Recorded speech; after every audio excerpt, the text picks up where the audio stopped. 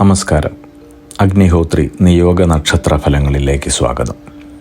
2025 April 1 മുതൽ 30 വരെ, അതായത് മീനം 18 മുതൽ മേടം 17 വരെയുള്ള വിവിധ നക്ഷത്രങ്ങളിൽ ജനിച്ചവരുടെ സമ്പൂർണ്ണ നക്ഷത്രഫലങ്ങൾ നവഗ്രഹങ്ങളുടെ രാശി സഞ്ചാരം അവലംബിക്കുന്നു. നാൽഫലങ്ങൾ പറയുന്നതിന് മുൻപായി രാശിയും നക്ഷത്രങ്ങളും തമ്മിലുള്ള ബന്ധം പരിശോധിക്കാം. ഗ്രഹങ്ങളുടെ ഭ്രമണപഥമായ രാശിചക്രത്തിൽ 12 രാശികളാണുള്ളത്. ഈ 12 രാശികളിലും കൂടിയാണ് അശ്വതി മുതൽ രേവതി വരെയുള്ള 27 നക്ഷത്രങ്ങളുള്ളത്. ഒരു രാശിയിൽ 2.25 നക്ഷത്രമാണ് ഉണ്ടാവുക. ഇത് പലതരത്തിലും വരാം. ചില നക്ഷത്രങ്ങളുടെ അരഭാഗവും മറ്റു ചില നക്ഷത്രങ്ങളുടെ മുക്കാലോ കാലോ ഭാഗങ്ങളുമായിരിക്കും ചിലപ്പോൾ ഒരു രാശിയിൽ ഉണ്ടാവുക. എന്നാൽ 18 നക്ഷത്രങ്ങൾ മാത്രം ഓരോ രാശിയിലും പൂർണ്ണമായി ഉണ്ടാവും. അതേതൊക്കെയാണ്? അശ്വതി, ഭരണി, രോഹിണി, തിരുവാതിര, പൂയം, ആയില്യം, മകം, പൂരം, അത്തം, ചോതി, അനിഴം, തൃക്കേട്ട, മൂലം, പൂരാടം, ഉത്രാടം, ചതയം, ഉത്രട്ടാതി, രേവതി എന്നീ നക്ഷത്രങ്ങളാണവ. ഉദാഹരണം പറഞ്ഞാൽ, ആദ്യത്തെ രാശിയായ മേടരാശിയിൽ അശ്വതി, ഭരണി എന്നിവയും കാർത്തികയുടെ കാൽഭാഗവുമാണ് ഉള്ളത്. അതുപോലെ അവസാനത്തെ രാശിയായ മീനത്തിൽ പൂരൊരുട്ടാതി കാലും കൂടാതെ ഉത്രട്ടാതിയും രേവതിയുമാണുള്ളത്. ചന്ദ്രൻ ഭൂമിയെ പ്രദക്ഷിണം വയ്ക്കുന്നതിനിടയിൽ ഓരോ രാശിയിലും സഞ്ചരിക്കുകയും ആ രാശിയിലുള്ള 2.25 നക്ഷത്രങ്ങളുമായി നല്ല ബന്ധം പുലർത്തുകയും ചെയ്യുന്നു. ഇതിനെയാണ് കൂറ് എന്ന് പറയുന്നത്. അങ്ങനെ 27 ദിവസങ്ങൾ കൊണ്ട് ചന്ദ്രൻ 12 രാശി പൂർത്തിയാക്കുന്നു. ഈ കാലയളവിനെയാണ് നക്ഷത്രമാസം എന്ന് പറയുന്നത്. ചുരുക്കി പറഞ്ഞാൽ, ചന്ദ്രൻ നിൽക്കുന്ന രാശിയെ ആണ് കൂറ് എന്ന് ജ്യോതിഷത്തിൽ പറഞ്ഞു വരുന്നത്.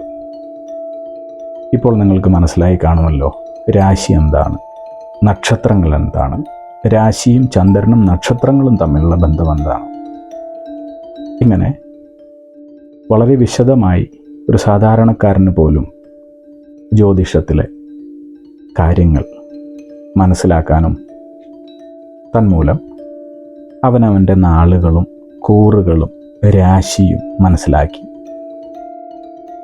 നമ്മുടെ ഭാവിയിൽ എന്താണ് നടക്കുക, എന്തൊക്കെ ചെയ്യാൻ പാടില്ല, എന്തൊക്കെ ചെയ്യാം, ഇതിനെക്കുറിച്ചൊക്കെ വളരെ വ്യക്തമായ ഒരു ധാരണ പുലർത്താൻ സാധിക്കും.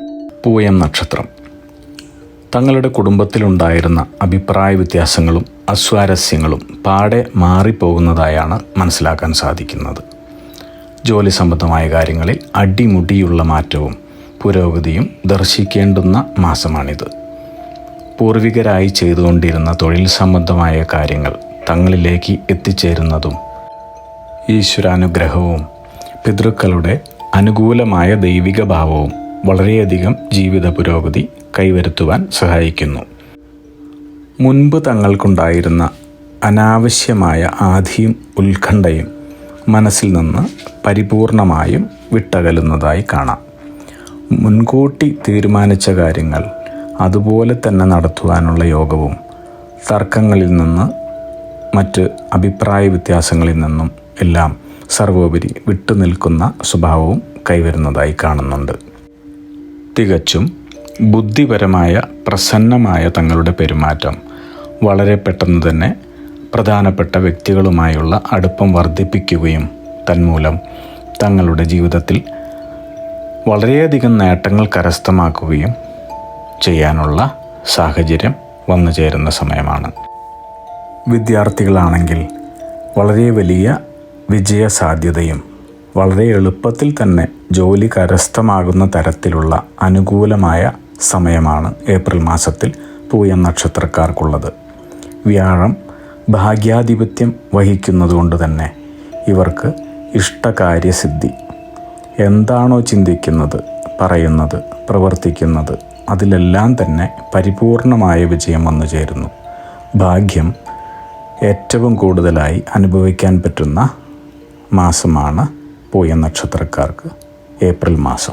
അഗ്നിഹോത്രി നിയോഗ പ്രവചനങ്ങളെക്കുറിച്ചും നിങ്ങളുടെ ജീവിത നിയോഗത്തെക്കുറിച്ചും അറിയുവാനായി ഞങ്ങളുടെ വെബ്സൈറ്റ് സന്ദർശിക്കൂ. യൂട്യൂബ് ചാനൽ കാണൂ, ലൈക്ക് ചെയ്യൂ, ഷെയർ ചെയ്യൂ, കമൻറ്റ് ചെയ്യൂ, സബ്സ്ക്രൈബ് ചെയ്യൂ. അഗ്നിഹോത്രി നിയോഗ പ്രവചനങ്ങൾ മനുഷ്യ നന്മയ്ക്ക്.